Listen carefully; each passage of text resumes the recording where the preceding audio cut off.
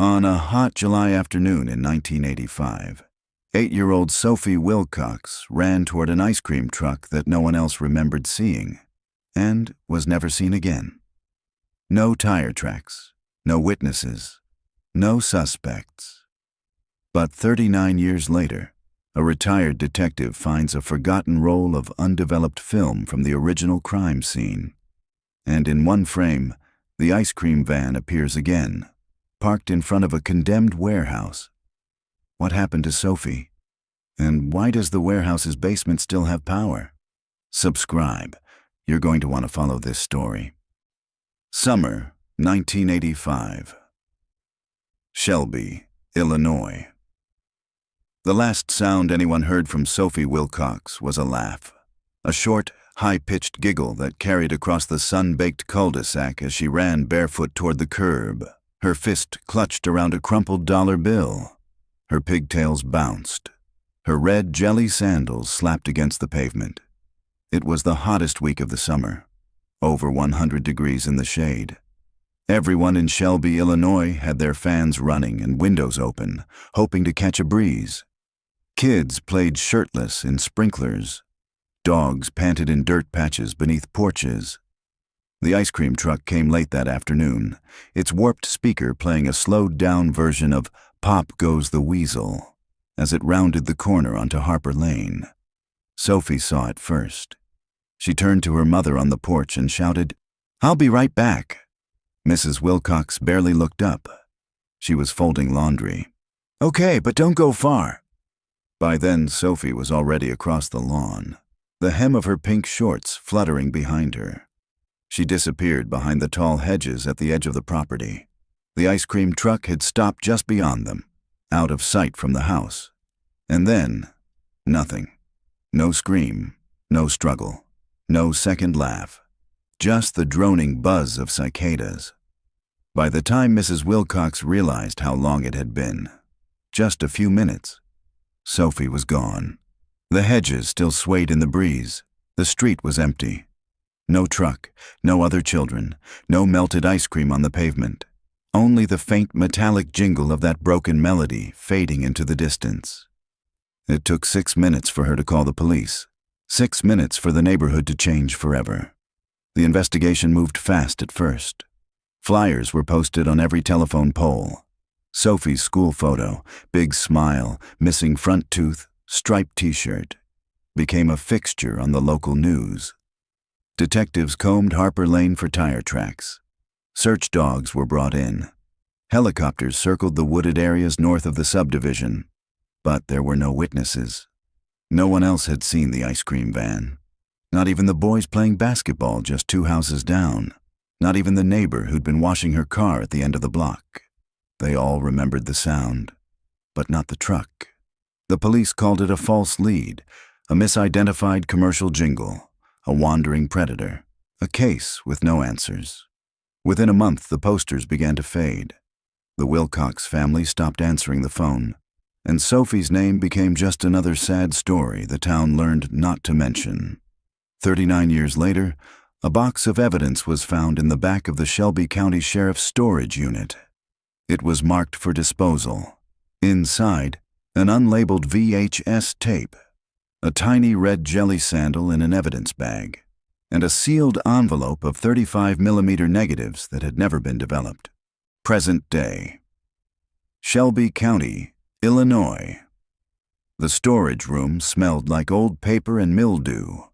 Detective Raymond Heller, newly retired and recently re-bored, stood beneath the flickering fluorescent light and rubbed the dust from a cardboard evidence box dated July 1985.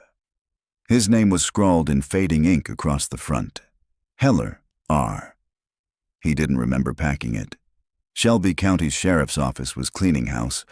New leadership, new filing system.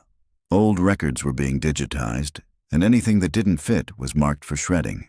Heller had stopped by that morning to drop off a signed copy of his retirement paperwork, and somehow ended up in the basement archive with a half cup of lukewarm coffee and a stack of boxes that hadn't seen daylight in decades. He popped the lid. Inside, rusting paper clips, manila folders, a water-stained field notebook, and a shallow tray of negatives inside a Ziploc bag marked unprocessed. He paused. There were 6 strips of 35mm film, photographs never developed. A second smaller bag held the canister they came from. A handwritten label was barely legible. Sophie Case. R. Cole, R. Cole. That was Rick Cole, the forensic photographer back in '85. Died of a stroke in '97. Heller remembered him. Quiet guy. Shot everything on film, even after everyone else went digital. Apparently he'd taken these photos at the scene, but Heller had never seen them. The official case file only had Polaroids. "Why didn't these ever get processed?" he muttered, holding the negatives to the light. A shadowy outline showed what appeared to be the Wilcox property. Backyard, hedges, a shape near the street. Impossible to tell what. The film had degraded slightly, the edges cracked with time, but something tugged at him, a detail he couldn't name. He looked around. The basement was empty. The evidence manager was on lunch. Heller slid the negatives into a padded envelope, stuffed it in his coat, and walked out the back door without signing the visitor log. The only place in town that still processed film was Allie's Camera and Memories, a dusty old photo shop turned nostalgia hub on the corner of a main street. He hadn't been there in 20 years. The bell over the door jingled when he stepped inside. "Ray Heller." Allie herself squinted at him from behind the counter. She hadn't aged a day past weathered. "Well, I'll be. Thought you'd moved to Florida or something." Thought about it. He pulled the envelope from his coat. "Can you process old 35mm negatives? These haven't been touched since '85. She took them, held one up. "Original Kodak. Looks brittle but usable. I'll have to do it by hand. Could take a couple days." "Just prints. No digital." Allie raised an eyebrow but nodded. "Suit yourself. Still chasing ghosts, Heller?"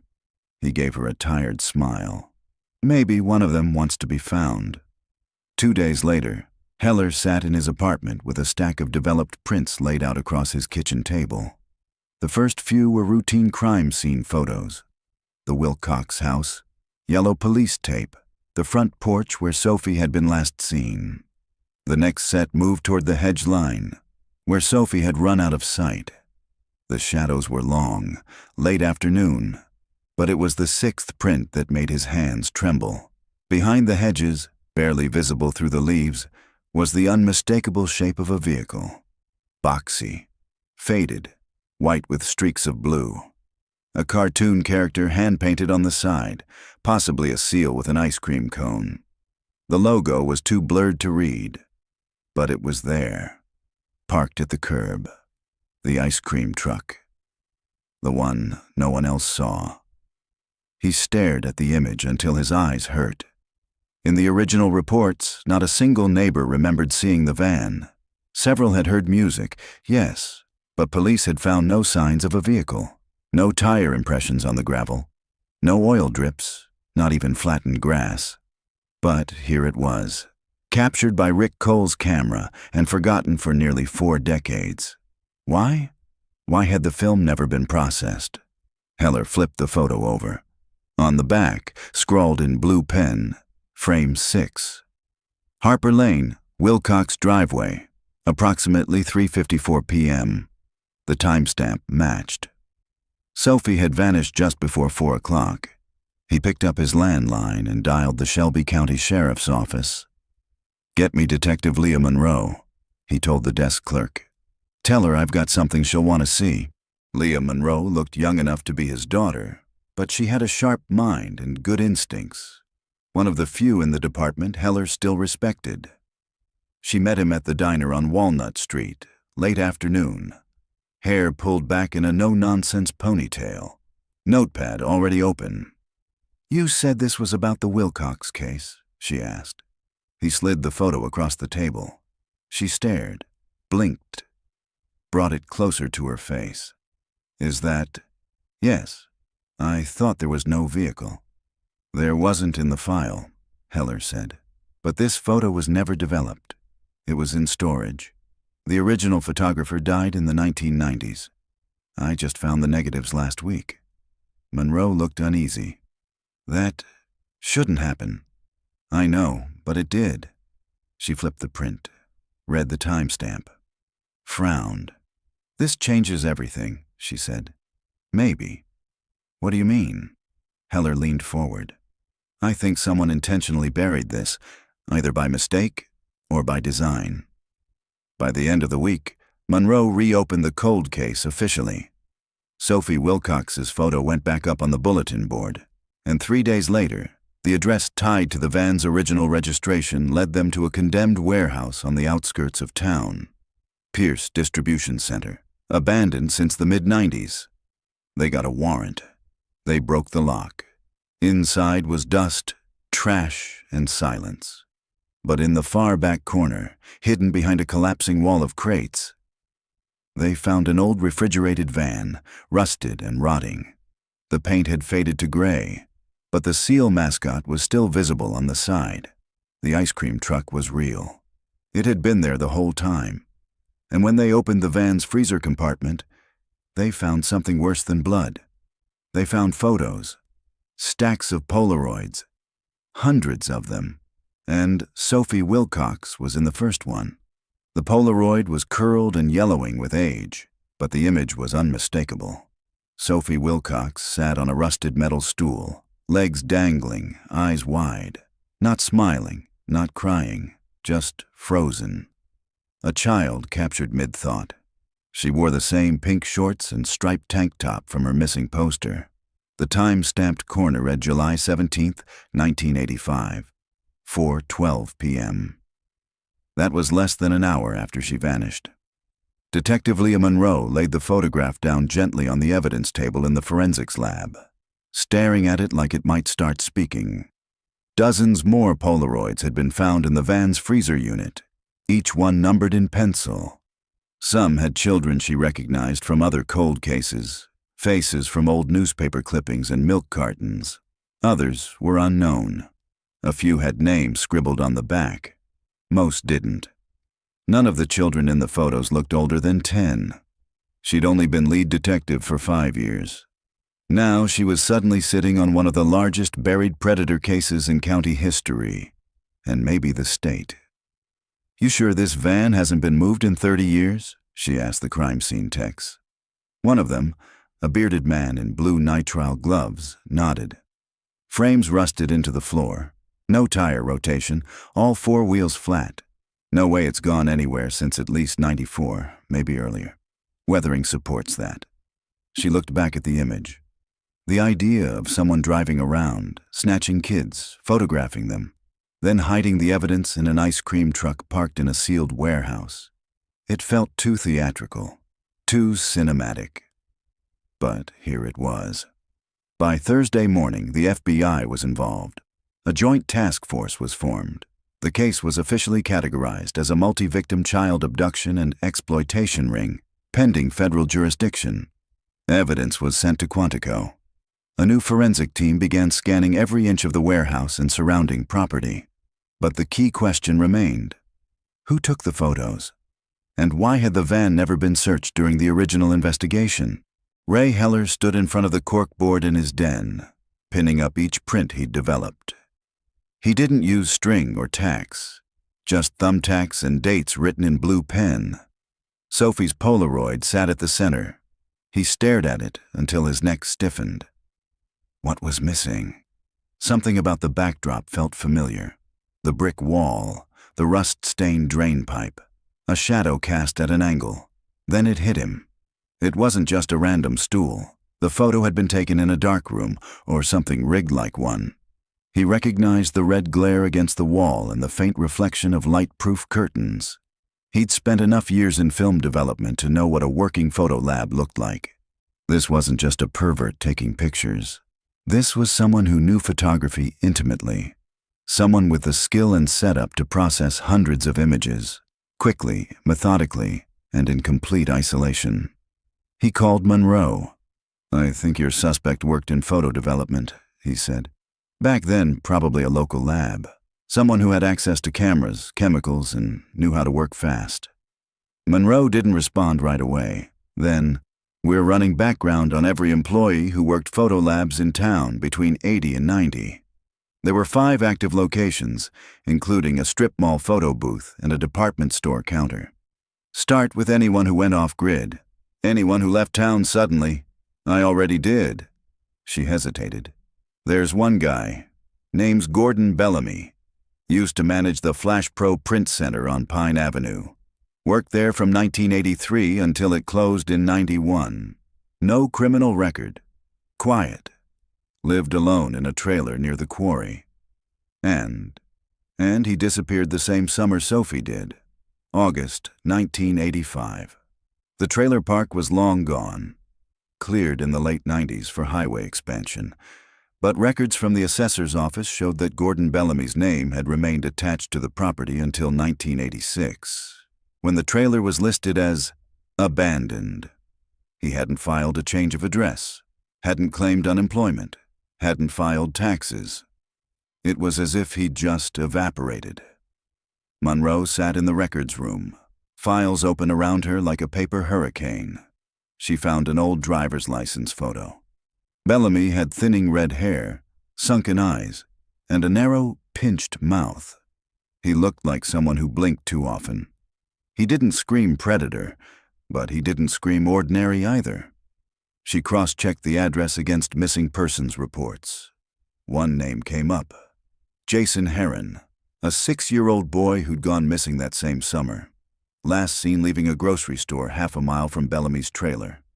Jason's photo was among those found in the van. No body had ever been recovered. Monroe looked down at Bellamy's face. "I'm going to find you," she whispered.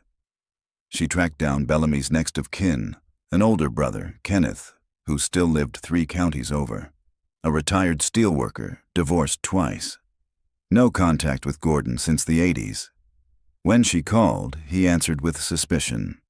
"I haven't heard from my brother in 30 years, Kenneth said flatly.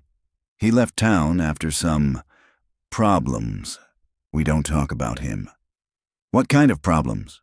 A pause, then, "Gordon liked kids. Too much." Monroe's pen froze mid-note. "You mean?" "He said it wasn't like that, but he had boxes of photos, of neighborhood boys, Halloween costumes, pool parties, even kids sleeping. Said it was harmless. My second wife found them, threw them out the window and told him never to come back." "Do you remember the year?" 1985, Kenneth said. "July or August. He came to visit for a weekend and never went back to his place. Left town that same week." "Do you have any idea where he went?" "Number Y assumed he was dead. Figured he got picked up somewhere. If you found something, maybe it's better that way." 3 days later, the forensics team uncovered a trap door beneath the rear axle of the ice cream truck. It was welded shut, but the interior appeared hollow. Welders came in. They pried it open.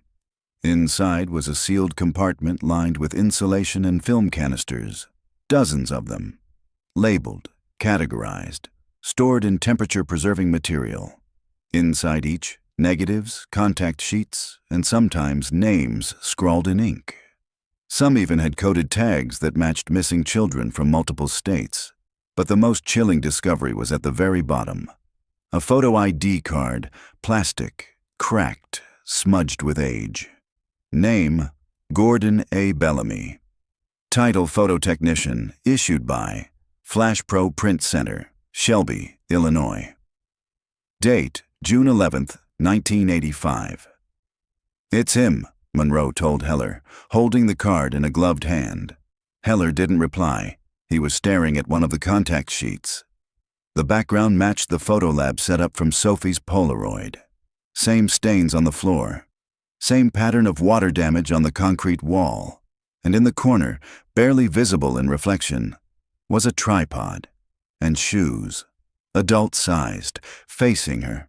The child's name was Maddie Cruz. That much was clear from the Polaroid found halfway down the second box in the van's freezer compartment. A strip of masking tape ran across the bottom with the handwritten words, "Maddie, 9 years, July 86. In the image, Maddie sat cross-legged on a worn carpet, surrounded by dolls. Her hair was thick, curly, and unevenly cut. Her eyes were open, but her posture looked unnatural, as though she'd been told not to move. A pink toy telephone rested in her lap.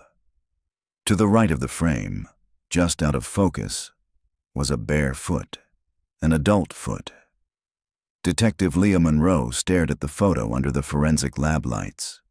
This wasn't just a collection of exploitation material. It was a chronological record. Every photograph had been cataloged, labeled, even arranged in order. Whoever created this archive had been methodical, deliberate, ritualistic. There were now 23 children confirmed across the collection. 7 of them matched existing missing persons reports. 9 were completely unidentified. The rest were still being cross-referenced.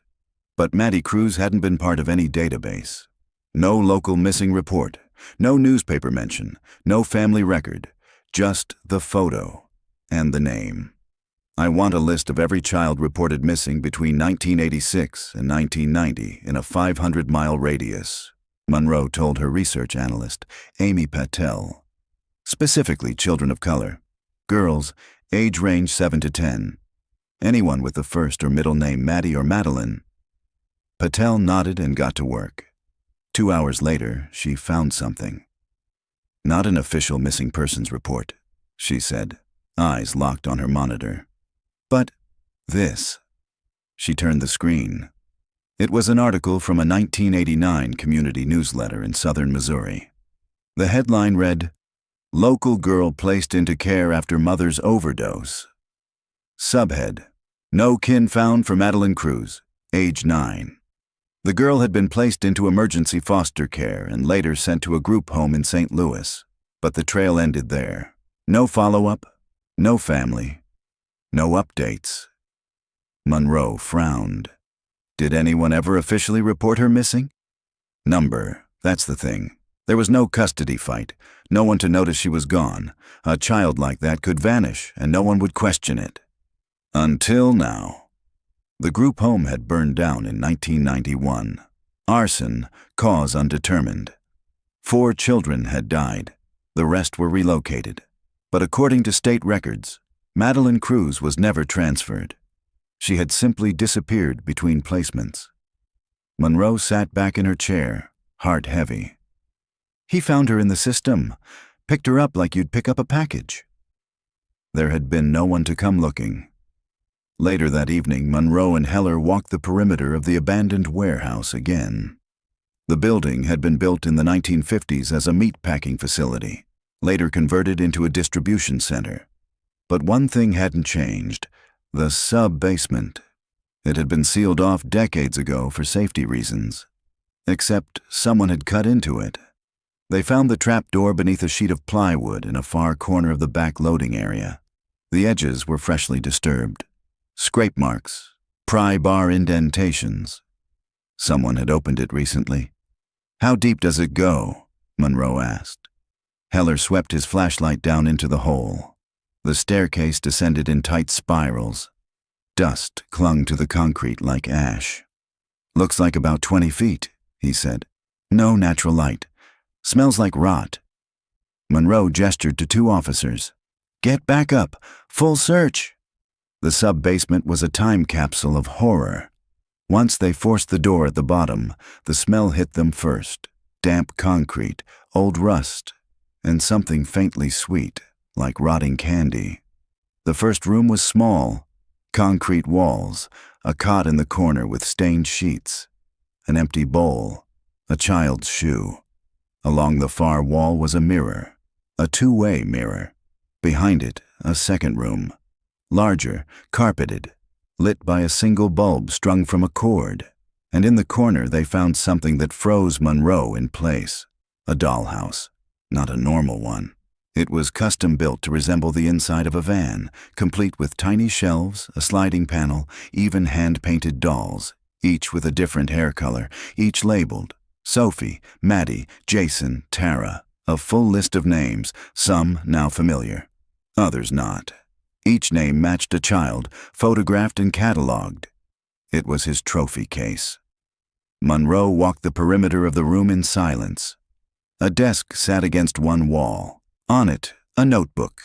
Leather-bound, weather-damaged, but intact. Inside, detailed notes. Entries like, Jason, won't stop crying, removed from upstairs lab. Sophie, compliant, like strawberry cones. Maddie, too quiet, possible speech delay. Try lights next time. She swallowed hard. He wrote it all down. Heller leaned closer, reading. This wasn't just documentation. He was running experiments, tracking responses.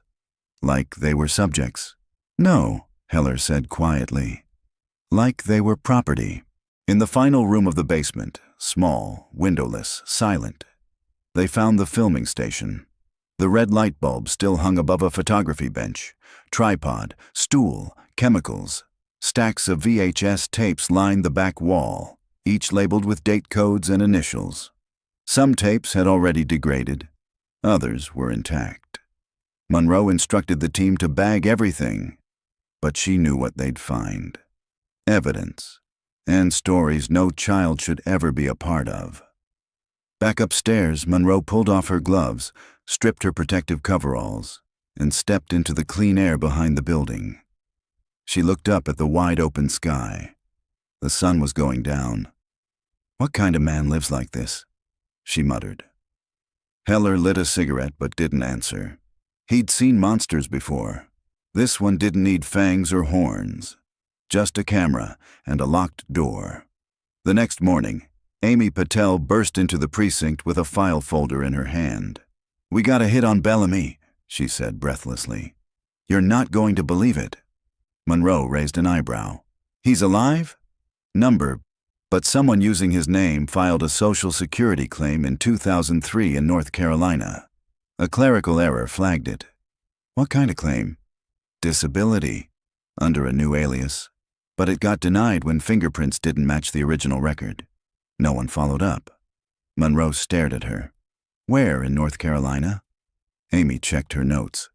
"Asheville, under the name Luther Van." Within 48 hours, a federal warrant was issued for the property. A remote cabin tucked deep into the Pisgah National Forest. When agents raided it, they found the building empty. Dusty, recently abandoned. But someone had been living there. Food in the pantry, water on the stove, and in a box beneath the bed, more photos. But these were recent. One showed a young girl, no older than 5, playing near a stream. She wore a red hoodie. She was smiling. The back of the photo read, "Isabel, 2024. The photograph of Isabel felt different. Not staged, not clinical. It hadn't been taken in a basement, under red lights, or in front of a stained mattress. No, this one was bright. Natural. The girl was crouched beside a shallow stream, one hand in the water, eyes squinting at the sunlight. Her red hoodie stood out like a flare against the green woods behind her. Detective Leah Monroe sat in the war room surrounded by maps, file folders, and blown-up images of every child discovered so far. She held Isabel's photo between 2 gloved fingers and examined the grain, the depth of field, the clarity. "It's recent," she said. "No fading, printed within the last 12 months. The lab confirmed it an hour later. The print paper had a manufacture date code from March 2024, just a few months prior. The photo had been taken on a modern DSLR and printed on an inkjet machine. Whoever Luther Van had been pretending to be, he wasn't done. Not yet. The cabin in Asheville was more than just a hideout. It was another studio. Downstairs, agents found a finished basement with an editing station, 2 monitors, a film scanner, and a digital archive on external drives. But all of it had been scrubbed clean. The hard drives were wiped. The router had been unplugged. Still, the tech team pulled what little metadata they could from residual file fragments. One phrase appeared repeatedly. "Princess Room, Generation 2. Monroe felt sick. It wasn't just a project. It was a system. And he hadn't stopped. He'd just changed platforms. The image of Isabel was run through every missing child database in the country. At first, nothing came back. No AMBER alert match. No parental abduction. No local reports in North Carolina. But then a woman named Danielle Reyes saw the broadcast. She called from a hospital room in Albuquerque, where she'd been recovering from a car accident for nearly 6 weeks. Her daughter had been staying with a family friend during her recovery, a man named Evan Cross. But when she tried to make contact again, the man was gone. So was Isabel. No one had connected it, because Cross wasn't his real name. His real name was Gordon Bellamy. Danielle Reyes had met Evan Cross through a homeschooling forum for single parents. He was polite, soft-spoken, even offered to build a wooden bookshelf for Isabel's room. Over time, he'd become like an uncle, offering childcare during her work shifts, dropping off learning packets, helping with after-school hikes. After Danielle's accident, the arrangement seemed perfect, until the man stopped answering his phone. Monroe stood in the Albuquerque police station with Danielle beside her. The woman clutched a tissue and stared at the printout of the red-hooded photo. "That's her," she whispered. "That's my baby." The case officially became interstate abduction, and it meant one terrifying thing. Bellamy was active. Now, a search radius was established, 150 miles in all directions from Asheville. Forest rangers were questioned, campgrounds combed, helicopters dispatched over the mountains. 2 days in, a hiker reported hearing a child's voice near a remote stream. She thought it was strange. Too far off trail, too rehearsed. "She kept repeating the same phrase," the woman told rangers. "Daddy said don't talk. Daddy said don't cry." The search team triangulated the report and found a root cellar buried beneath a collapsed log cabin deep in the trees. Inside, under 4 feet of earth and moldy planks, they found Isabel, alive. The girl was dehydrated but conscious, wrapped in a blanket. The red hoodie from the photo was tied around her waist. She had no visible injuries but blinked at the flashlight beams like a feral animal. "I'm not supposed to see faces," she whispered as rescuers pulled her free. When asked her name, she hesitated, then said, "He called me Emily." At the hospital, Isabel sat in a private pediatric recovery room, drawing circles on her meal tray with a spoon. Her eyes were distant. She didn't ask for her mother. She didn't ask for anything. Monroe arrived with a stuffed animal and sat quietly nearby. "I brought you a friend," she said gently. "His name's Otis. I think he likes peanut butter." Isabel didn't look up. Monroe placed the plush bear on the tray. "Isabel," she said carefully, "do you remember the man who brought you to the woods?" The girl's hand paused. She nodded. "What did he tell you?" "That the world ended," she murmured. "And he saved me." A forensic psychologist was brought in. Over 2 sessions, Isabel began to speak in fragments. Bellamy, calling himself Mr. Evan, had told her the outside world was poisoned, that her mother had been converted, that everyone else had given up their souls. He'd fed her lies through routine, repetition, and sensory isolation. One disturbing phrase repeated throughout her statements: "The other girls went to the princess room, but I was too new." The princess room. It was more than a name. It was a brand, a stage, a mental cage for each child who had disappeared.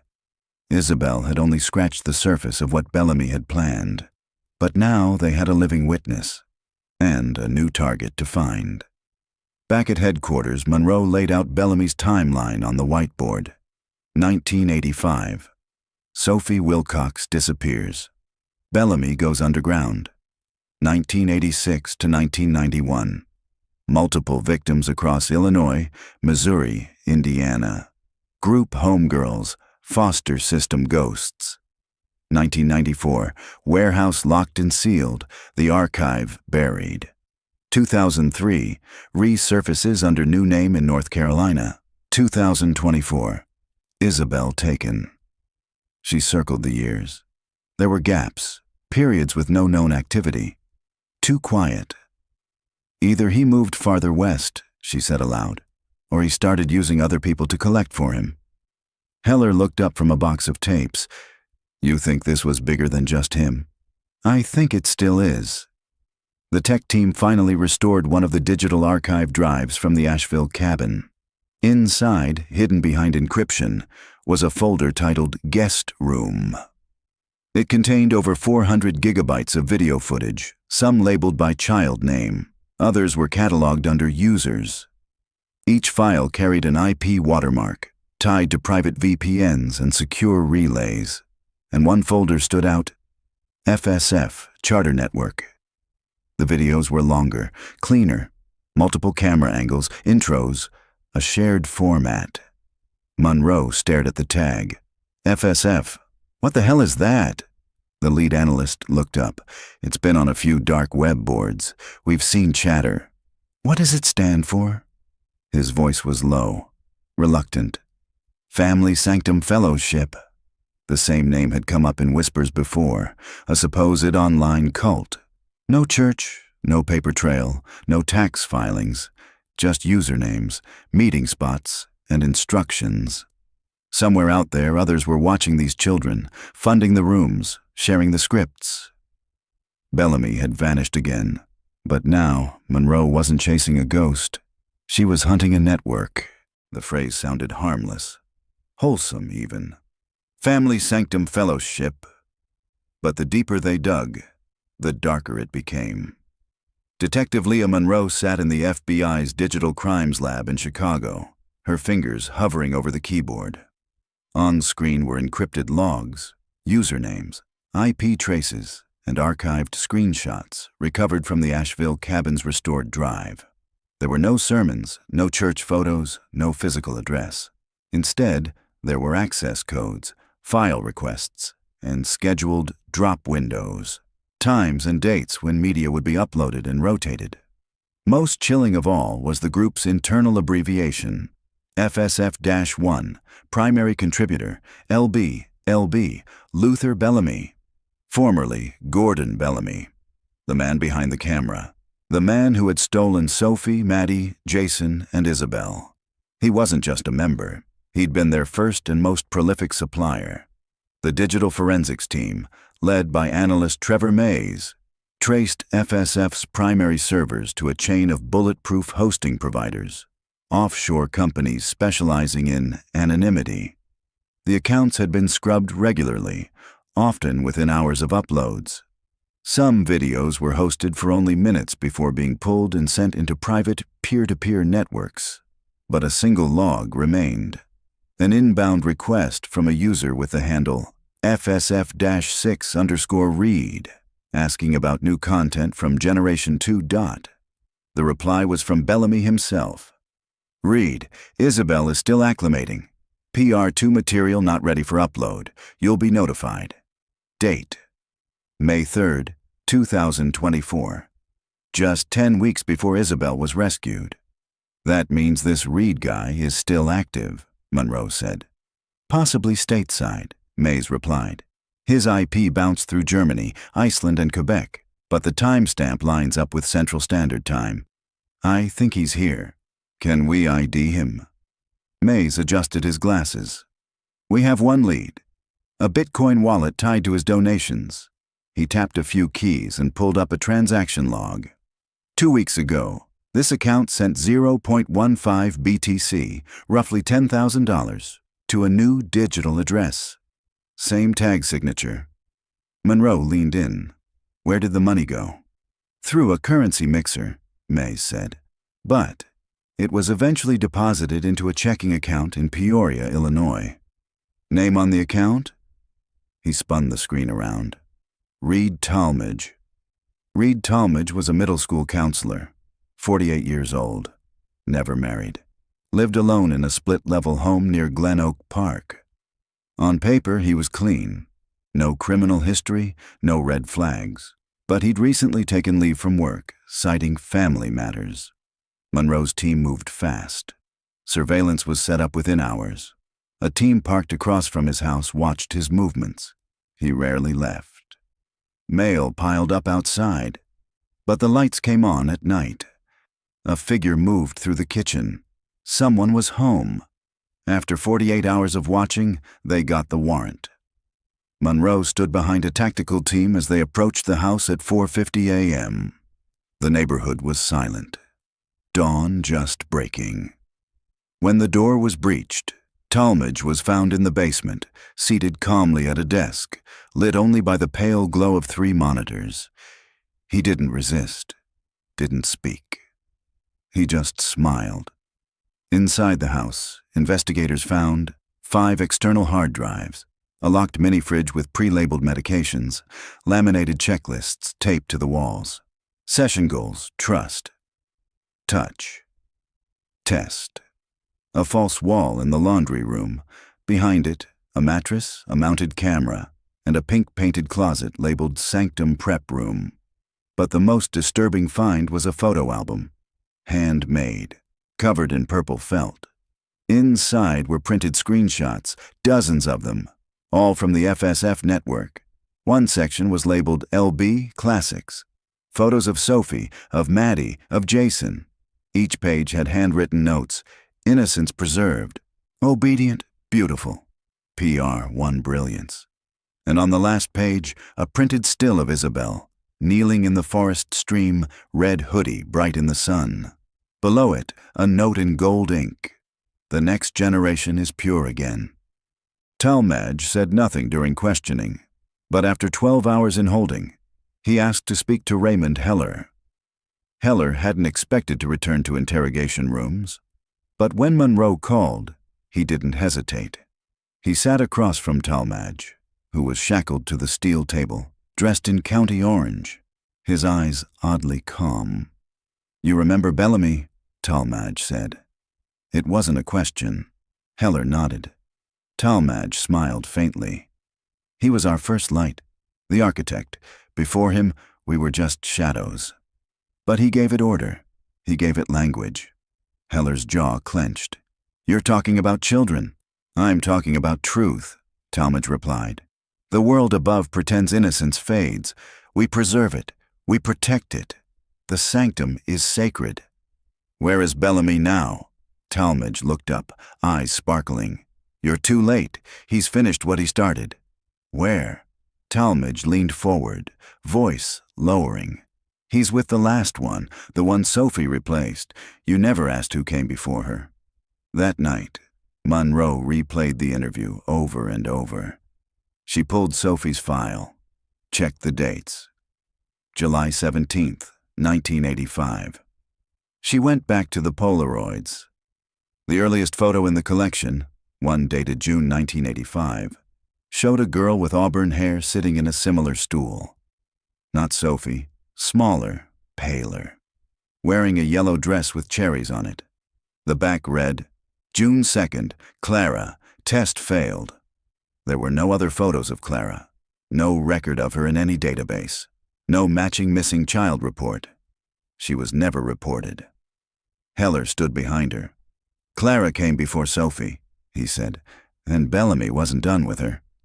Monroe turned, "Which means she might still be alive."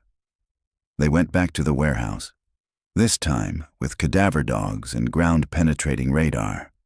They searched every inch. Behind a false wall in the sub-basement's northeast corner, they found a second crawl space, just 3 feet tall, and in that narrow space, curled in a fetal position on a thin pad of foam, was a skeleton, female, child. Estimated age 6 to 8. A yellow fabric scrap was still clinging to the hip bone. Cherries faded from age. Dental records confirmed it a week later. Her name was never known, but on the board they finally wrote, "Victim 0, Clara, 1985. Monroe didn't sleep that night. She sat in the war room staring at the whiteboard covered in faces. Children, ghosts, some found, some lost. Each name connected by a red line leading to one central point, Bellamy. But now, the circle had widened. Family Sanctum Fellowship was real, active, organized, and somewhere, if he was still alive. Bellamy was preparing another child. It started with a name. Clara. A girl no one remembered. A child never reported missing. No photo on milk cartons, no desperate parent on the news. But her skeleton was found in a space barely large enough to breathe. A yellow dress with cherries. A name scribbled on the back of a photo. Test failed. Detective Leah Monroe had stared at that line for hours. What test? And what had Sophie Wilcox done differently to survive? The FBI's Behavioral Analysis Unit stepped in, sending a team of profilers to comb through Bellamy's archives. Each child had been filmed under nearly identical conditions. Same chair, same background, same order of steps. Like an audition. But there was something different about Sophie. She was the first to smile, one profiler noted. In the video, she laughs when Bellamy offers her a popsicle. She nods when he asks if she wants to play pretend. She even waves at the camera before the scene cuts. By contrast, Clara barely moved, didn't respond, looked past the lens like it wasn't there. She wasn't useful to him, the profiler said. He wanted obedience, but he also wanted connection. Clara didn't give him that. Monroe swallowed. So he killed her. He disposed of what didn't serve the role. The theory gained weight when analysts found a typed document buried inside a locked folder in Bellamy's recovered hard drives. It was titled, The Doctrine of Continuity, FSF Internal Primer. It read like a manifesto. Each child is not a victim, but a vessel. They preserve what the outside world corrupts. Through ritual and repetition, we erase the stains of culture and begin again with innocence. Phase 1, Introduction, age 5 to 7. Phase 2, Conditioning, Obedience, Isolation, Reinforcement. Phase 3, Filming, Sanctum Material. Phase 4, Seeding, Distribution to Approved Circle. Monroe stopped reading after that. She didn't need to see what came next. Sophie had survived Phase 3, but she never reached Phase 4. Something had interrupted the process, a change in routine. A mistake. Or maybe. Sophie had resisted in some small way no one noticed. Raymond Heller thought back to the original search in 1985. The timing, the urgency, the sudden silence after the first 48 hours, and the fact that Bellamy left town less than a month after Sophie vanished. He panicked, Heller said. Maybe she saw something she wasn't supposed to. Maybe someone knocked on the door at the wrong moment. Monroe turned to him. Or maybe she escaped. Heller looked up. That was never in the file. It wouldn't be, Monroe said, standing, if someone covered it up. They went back to the Wilcox case files, back to the original statements from the neighborhood, and buried in a supplemental report, filed but never flagged, was a single line. Subject's mother heard back door slam approximately 5 minutes after initial call to police. Believed it was wind. But the weather log from that day said the wind was calm. Monroe's pulse quickened. What if it wasn't the wind? The current homeowner on Harper Lane agreed to let them search the property. The Wilcox home had changed hands 6 times since 1985. The back porch had been renovated, the hedges trimmed, but the bones of the structure remained. Monroe and Heller stood in the kitchen while a ground team surveyed the yard. And then a call came in. We found something, the officer said. Behind the shed, in the dirt beneath what used to be the garden, was a small metal box, rusted, sealed with electrical tape. Inside was a piece of paper folded into quarters. A child's drawing, crude, faded with time, but clear enough. A van, a man with red hair, a girl with pigtails, and in shaky block letters, he said, I can't go home. The name in the corner read, Sophie W. For the first time in nearly 4 decades, they had proof that Sophie had escaped, and left a message, but she never made it home. They re-examined the 1985 search radius, focused on drainage systems, wooded corridors, and old construction routes. One tunnel stood out, Wilcox Storm Drain, built in the 70s. A maintenance map showed a runoff pipe extending almost half a mile, ending near the outer fence of an old self-storage facility. At the time, it had been vacant. But now? It was active again. The facility manager was cooperative. Unit number 219 had been rented under a corporate name, Andale Holdings, LLC, registered in Delaware. No physical office. The rental began 7 months ago. Monroe felt her throat tighten. That's just before Isabel was taken. The manager unlocked the unit. Inside, under a tarp, was a familiar shape. A van, not the old one, a newer model, still cold to the touch. They opened the back doors. Inside were boxes, each labeled, some with clothes, some with toys. One box held photographs, not from the past. These were from 2024, children playing in a wooded clearing. Different girls, different locations, each labeled with a name, each tagged with FSF. And one folder read, "For Reed, replacement cycle begins August 1st. Monroe stood in the storage unit, the heat rising off the pavement outside, and stared at the collection of names. Clara, Sophie, Maddie, Isabel, and now more. More names, more children. The cycle wasn't broken. Bellamy hadn't stopped. He'd just started again. The words sat like ice in Leah Monroe's stomach. Replacement cycle begins August 1st. It was now July 28th. That gave them 4 days. 4 days before another child vanished.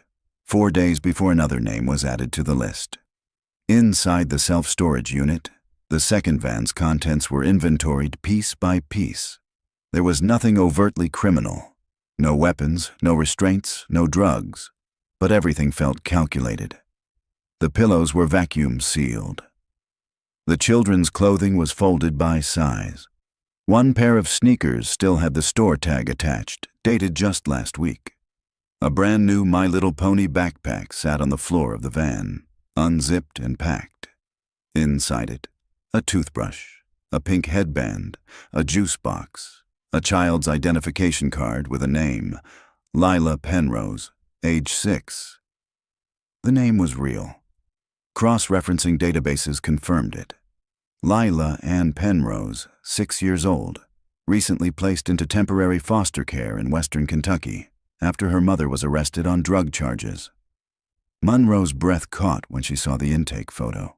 Brown curls, missing front tooth. Shy smile. She looked heartbreakingly like Sophie.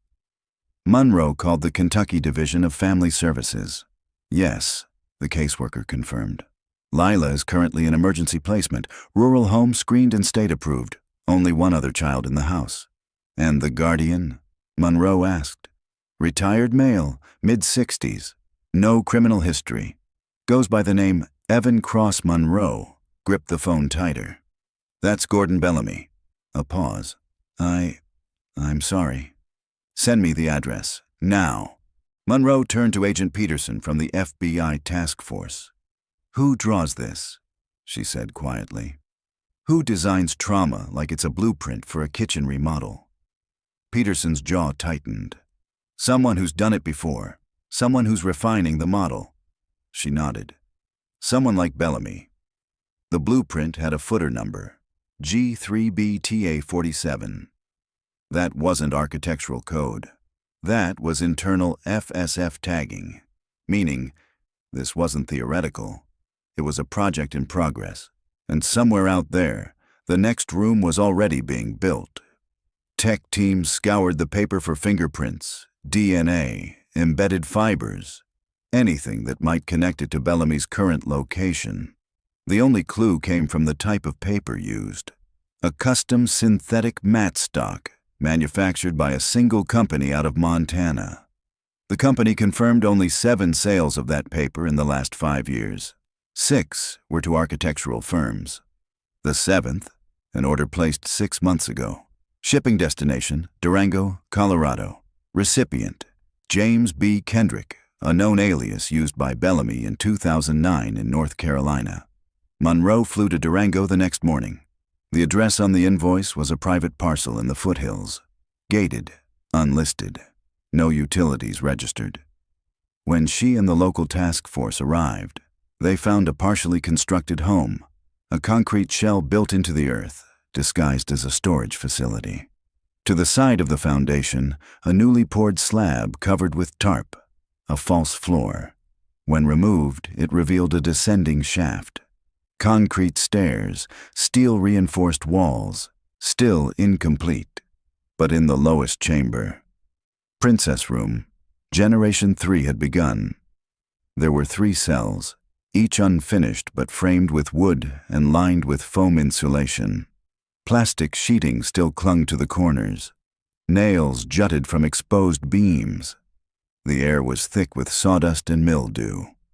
And in the main orientation chamber, agents found a portable speaker rigged to play a distorted version of "Pop Goes the Weasel" on a loop. Just like the first time. Just like Sophie remembered. The forensics team swept the site. Inside a toolbox, they found a set of plans with red X's and sticky notes. Some said "install two-way," others said "adjust lens depth." One note read, "Final prep by August 1st. Return with JH and subject." JH a new name, or perhaps a partner. A deeper search of the property uncovered a camper van, partially buried under a camouflage tarp. Inside, food wrappers, burner phones, protein bars, and a journal. Bellamy's handwriting. The first entry, "The world has lost its balance. The outside noise drowns the truth. But below, where it's quiet, purity still exists." The last entry, "She will arrive soon, the final subject. After this, the door closes for good."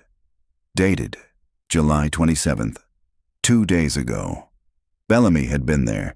He had laid the foundation, and he had someone else helping him now.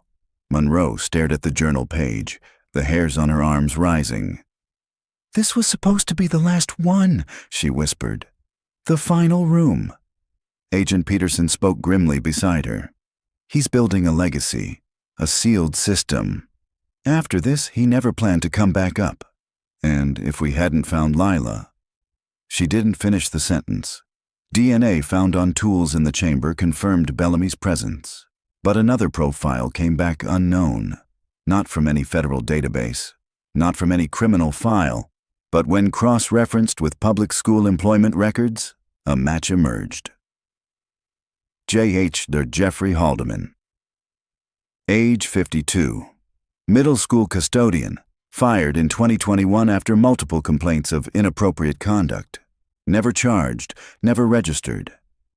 But neighbors remembered a van. A man who gave out candy to kids walking home from school. Haldeman's last known address was a trailer on the edge of Telluride. When agents arrived, it was already empty. Inside, magazines, surveillance photos, and a notebook labeled Final 3, Isabel, Lila. The third name had not been filled in. Monroe sat on the motel bed that night staring at the blank line in the notebook. Isabel had been taken, recovered. Lila had been selected, stopped in time. But someone else had been marked. A third child, planned, targeted, unknown. Somewhere that child was still living an ordinary life, unaware that a man was watching, preparing, and counting down the days. The blank space haunted them. Final 3. Isabel, Lila.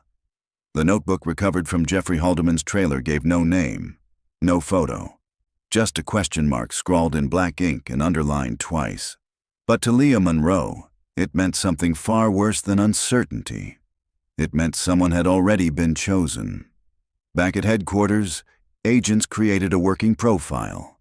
Based on Bellamy and Haldeman's previous methods, the third girl would likely be female between 5 and 8 years old, living in an unstable or isolated home environment, recently enrolled in a new school or daycare, undocumented, overlooked, or system invisible. It wasn't a needle in a haystack. It was a child among millions. Agent Peterson, seated beside Monroe at the Digital Forensics Board, tapped a lead. "We traced Haldeman's IP activity over the last 3 months. Most traffic is encrypted, but there's one pattern." He brought up the log. Frequent visits to a school district website in Sandstone County, Utah. Elementary level. repeated downloads of the district calendar, bus routes, and after-school program forms. Monroe's brow furrowed. Why Utah? Same reason he picked Kentucky and Arizona before: remote, underfunded, and easy to disappear in. She nodded slowly. Start with any recently enrolled girls between ages 5 and 8 in the last 30 days. Focus on guardianship cases and kids in temporary housing. Within hours, they had a name: Elsie Marin, age 7. Just registered for 2nd grade at Three Pines Elementary. No prior school record. No birth certificate on file. Only a handwritten note from a grandmother listing her birth date. Elsie had been enrolled by an elderly woman, Mary Marin, who listed herself as next of kin and sole guardian. No other family. No emergency contact. The address?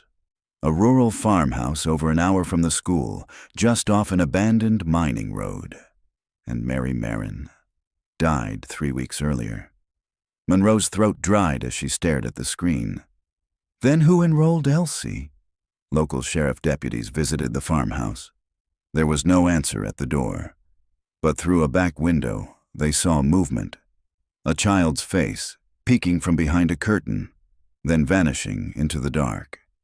When they forced entry, the house was empty. No adult in sight. But in the basement, they found a cot, a locked toy chest, a portable DVD player with looping animated films, and in the far corner, a pink-painted wall with stars. Elsie was hiding beneath the stairs. She didn't cry, didn't scream. She just whispered, "He said don't talk. He said it breaks the rules." Monroe arrived within hours and met her in the medical tent behind the farmhouse. Elsie's arms were thin, her hands calloused. Her backpack had only a juice pouch and a soft blanket inside. "Do you know where he went?" Monroe asked softly. Elsie didn't meet her eyes. "He said I'm too early," she murmured. "He said the room's not ready yet." It was confirmed. Elsie was the third. But for some reason, timing, construction delays, exposure, Bellamy and Haldeman had pulled back and abandoned her. A nearby trail cam captured an image from 2 nights before. A van, mid-sized, gray, no plates, 2 men inside, one with red hair, one bald, heading northeast. Back in Durango, a local construction supply store owner came forward. He recognized Bellamy from a sketch distributed online. He bought lumber, plywood, heavy-duty plastic, the man said. Said he was working on an art project. Had a weird smile. "And did he say where he was headed?" Monroe asked. The man thought for a moment. Said something about the state line. Wanted to beat some kind of deadline by August 1st. That was tomorrow. The task force followed the last possible lead. A fuel receipt from a rural gas station near the Colorado-Wyoming border. A surveillance camera caught the van turning off Route 287 toward a side road labeled Carver Ridge. No houses, no towns, just one structure. A decommissioned youth reform facility, shut down since 1998. Privately owned, never demolished. At sunrise, federal agents surrounded the building. Old windows, peeling paint, a heavy iron gate chained shut. No movement inside. They breached the front entry. Inside, the air smelled of rot and mothballs. Children's furniture coated in dust. A long hallway with cracked tile and flaking paint. Faded murals of rainbows and smiling faces. But deeper in, beneath the back stairwell, a reinforced door, steel, fresh, bolted with a digital keypad. Not from 1998. This was new. They breached it with a battering ram. The door groaned and opened into darkness. The room was finished. Princess room, Generation 3, fully constructed. 4 chambers, lights wired, cameras mounted, flooring installed. Each wall painted pastel pink. A small vanity, a toy box, a mounted speaker system playing soft classical music. In the center of the main chamber, a tripod camera pointing at a child-sized chair, still warm. And on the chair sat a doll, blonde yarn hair, a stitched smile. Pinned to its chest was a note. She doesn't speak anymore, but she listens. Monroe turned slowly. There were no bodies, no children, but no sign of Bellamy or Haldeman either. Just a second door, open, leading to an exit tunnel cut through the old foundation wall. It led into the hills. They had missed him by hours. Outside, agents began combing the area. Footprints, tire tracks, scattered wrappers. Monroe stood in the doorway of the pink room, her gloved hand brushing the door frame. It was real, finished, and waiting. That night she met with Heller again. He looked older, tired, but sharper than she remembered.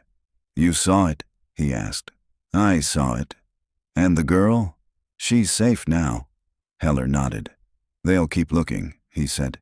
"The network. It doesn't end with Bellamy." "I know." Monroe paused. "He's not building rooms anymore." Heller raised an eyebrow. She looked out the window. "He's building a world. One that can't be found. One underground." Back in the princess room, as the crime scene unit packed up evidence, one agent opened the vanity drawer. Inside was a hand mirror, and taped to the back was a final message. "The sanctum is below. You can't save what's already been kept." The words on the mirror weren't just a taunt. The sanctum is below. They were a message, a directive, and a warning. Detective Leah Monroe held the glass delicately in gloved hands as the evidence team combed every inch of the decommissioned youth reform facility. The mirror's tape was brittle, likely placed days earlier. Beneath the adhesive, forensics found a smear of blood, type O negative, Isabel's blood type. The tunnel behind the princess room stretched 30 feet through crumbling foundation and into raw earth.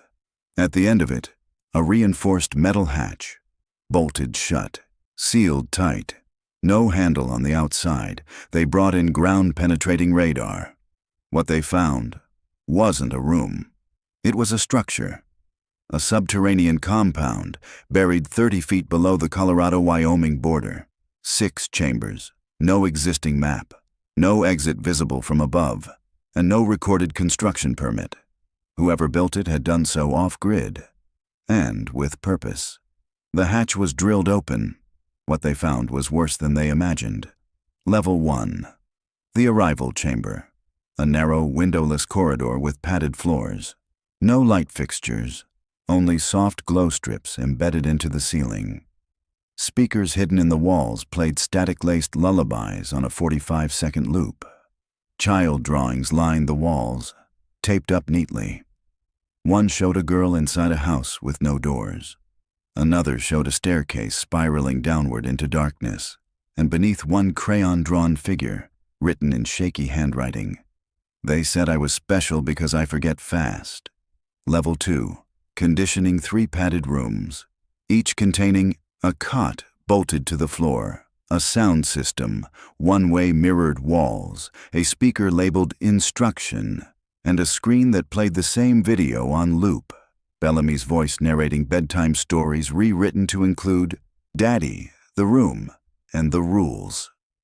On the floor of one room, scratched into the corner tile. "She was here too, the one with the cough." Level 3. Archive a central hub, lined with cabinets, server racks, and labeled boxes. PR1. Video Archive A to M. FSF Receipts 1985 to 2001. Cycle Reports, Project Aurora. Replacements, paper only. Each file was handwritten, dated, organized like a library. There were over 700 VHS tapes, another 200 DVDs, and 5 hard drives stored in vacuum-sealed cases.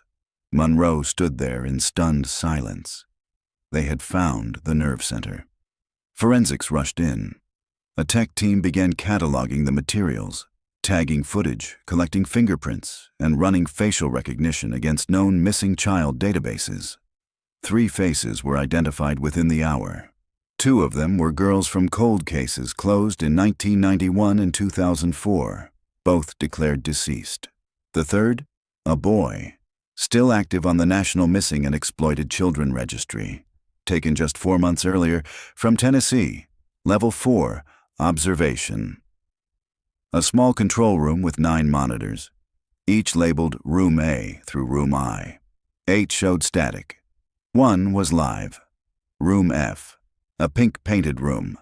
Empty, except for a single stuffed animal, a bear, torn at the seams.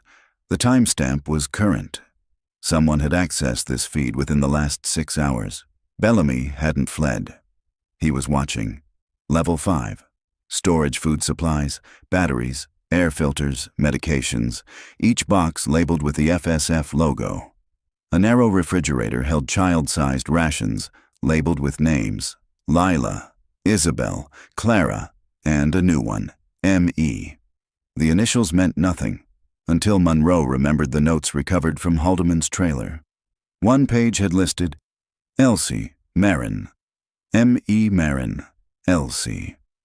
Even though Elsie had been rescued, they had prepared for her, meaning they were planning beyond recovery, beyond time, a rotation, a roster, and if one child escaped, another would be slotted in. The princess room wasn't a name, it was a system. Level 6, the final room. They called it the sanctum, a concrete chamber with no seams, no sound, lined with foam beneath pastel wallpaper. Every object inside was child-sized: a chair, a desk, a plastic vanity. In the corner, a small cage, not large enough to stand in, used for punishment, or worse. On the far wall, scrawled in charcoal across the wallpaper, "Daddy is forever." And beneath that, "She died because she screamed." The forensics team cataloged every square inch. Dozens of child-sized fingerprints were lifted from the sanctum's door. DNA swabs taken from the walls matched at least 5 known cases. One of them, Clara. She had been in this room, meaning Bellamy had begun building this place in the 1980s and had kept returning. That night, Monroe sat with Heller in the command tent outside the compound. 30 years, she whispered. This place has been here, below our feet. Heller stared into his coffee. We never asked where the children went, he said, only why they disappeared. A pause. He answered that. We just weren't listening. A second access tunnel was discovered behind the archive room, dug less than 6 weeks ago. Fresh tracks, boot prints, food wrappers, and a message, etched into the wall with a nail. This was never for you to find. Bellamy had vanished again, but the sanctum, his crown jewel, his final design, had been exposed. They called in heavy excavation equipment, dug out the structure, dismantled the rooms, boxed every tape and drive for analysis. The compound was gone within 72 hours, but the story wasn't over, because one more tape remained, recovered in a locked drawer behind the observation room, unlabeled, unmarked, except for a sticky note in Bellamy's handwriting, for the one who escaped. Monroe played the tape alone, in a dark room. What she saw would never be released publicly, would never be aired in court or shown to a jury, but it would stay with her forever. The tape began with Bellamy's face, calm, confessional. He spoke directly to the camera. If you're watching this, then you tore the sanctum from the earth. You broke the cycle, and I've moved on. But remember this, you only saw the rooms I wanted you to see. The real ones were built even deeper. The screen went black, and then laughter, a child's, echoing, looping, over and over again. They weren't ready for the second wave. As the FBI continued to dismantle the underground sanctum, their cyber division cracked into Bellamy's final hard drive, a device stored in a vacuum-sealed container beneath the archive level. For days, analysts expected more footage, more diaries, maybe some maps. Instead, they found a list, names, emails, encrypted usernames, cryptocurrency wallet IDs, and one label across the top, Sanctum Circle, cleared viewers only. There were 73 entries, and every one of them had accessed the footage. Not just watched, paid for it, traded for it, shared it. The fellowship wasn't a fringe cult. It was a network. Detective Leah Monroe stared at the list as it unfolded on the screen beside Agent Peterson. Business owners, a retired judge, a middle school art teacher, a youth pastor from Boise, a tech CEO, a customs officer. Some of the names were expected. Others chilled her to the bone because they were trusted, respected, hidden in plain sight. Operation Sanctum Collapse was launched within 48 hours. Simultaneous raids in 14 states, 29 arrests in the first week, 8 suicides before trial, 4 international extraditions. But not all names led to convictions. Several IDs were fake, shell accounts with no real person behind them, and one in particular. FSF origin key. No location, no transactions, no history. Just one login timestamp, 3 days before the raid on Durango. Agent Peterson said what everyone was thinking. It's Bellamy. Back at Quantico, the Behavioral Analysis Unit created the working theory. Gordon Bellamy, once Gordon Wexler, later Gordon Clay, had become more than a predator. He was a system architect, a designer of depravity. But more disturbingly, he had become a myth to the others. To the inner circle of FSF, he was called the Origin, the founder, the one who built the first room, the one who delivered Clara, the one who survived the cycle. And now, he was vanishing into legend, even among the very monsters who followed him. Monroe spent her nights reviewing transcripts from interrogations. Many of the accused denied involvement, but some, like Reed Talmadge, spoke freely. One line stood out above all. We only watched, he created. That's the difference. Meanwhile, Isabel Reyes, now living under protective identity, had begun to speak again. Through sessions with trauma specialists, she described 2 years underground. Rooms with names instead of numbers. Bellamy's voice, always from the walls. Sessions where she had to perform princess lessons. And a rule: never speak unless asked, never cry unless alone, never scream at all. She remembered another child, a boy named Toby. But Toby didn't make it. He tried to run, she whispered. He wouldn't sit in the chair. And then, he was gone. She never saw him again. Forensics uncovered a mass burial site 2 miles from the Durango compound. 6 bodies, 4 confirmed from cold case files, 2 still unidentified. One of them, Small Bones, estimated age 6, had a plastic crown buried with her. The forensic tag labeled her as Princess 03, unknown. Heller visited the site that week. He stood at the trench, hands in his coat pockets, and whispered a prayer. This wasn't just abuse, he told Monroe. It was a religion, built on obedience, on silence. He looked at her, eyes tired.